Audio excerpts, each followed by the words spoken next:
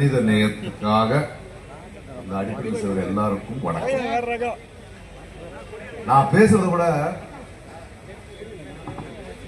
காசால கலைஞர் பேசுறத நான் உங்களோட பேசுவேன். அண்ணன் ஒரு கேள்வியை கேட்டால் எங்களை நிறைய பேரை கேட்பாங்க, என்னையும் வெற்றிமாறனையும் அமீரையும் அண்ணன் சத்யராஜனையும், நீங்க எல்லாம் கலைஞர்கள் எங்கடா வர்றீங்க? எங்கள் ஒரு அநியாயத்துக்கு எதிராக பேசுறது அரசியல் என்றால் நாங்க அரசியல் தான் பேசுவோம். ஒரு கவிதை இருக்கு, இந்த போர் இருக்கு இல்லையா, போர் முடிஞ்சிடும், தலைவர்கள் எல்லாம் கை குலுக்கி கிளம்பிடுவாங்க.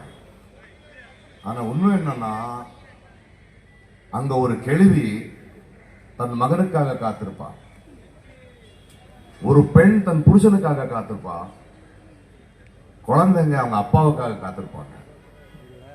இந்த நாடை இந்த மண்ணை வித்தது யாருன்னு எங்களுக்கு தெரியாது, ஆனா அதோட விலை கொடுத்தது யாருன்னு எங்களுக்கு தெரியும். நாங்க மௌனமா இருந்தா இதுதான் நடக்கும். இதே ஏன் பேசுறீங்க கலைஞர்கள் கேட்கிறாங்கல்ல, அவங்களுக்கு ஒரு பதில் இருக்காது. அங்கேயும் அங்கதான் சொல்றான் ஒருத்தன் கவிஞன்,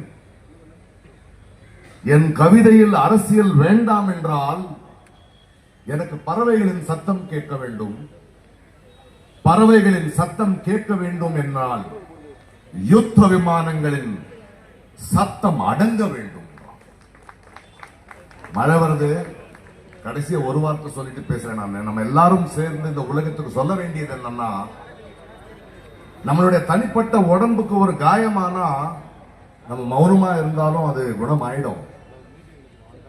ஆனா ஒரு நாடுக்கு, ஒரு மனித நேயத்துக்கு ஒரு காயமானா நான் சும்மா இருந்தா மௌனமா இருந்தா அதிகமாகும். அதனால சாகிறதுக்கு முன்னாடி சாகக்கூடாது, போராடுவோம். இந்த குரல் நிக்கும்.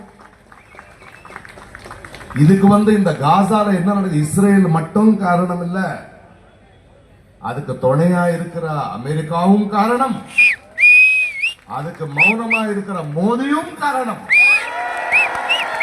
அதை எதிர்த்து பேசாத ஒவ்வொரு மனிதனும் காரணம். நன்றி, வணக்கம்.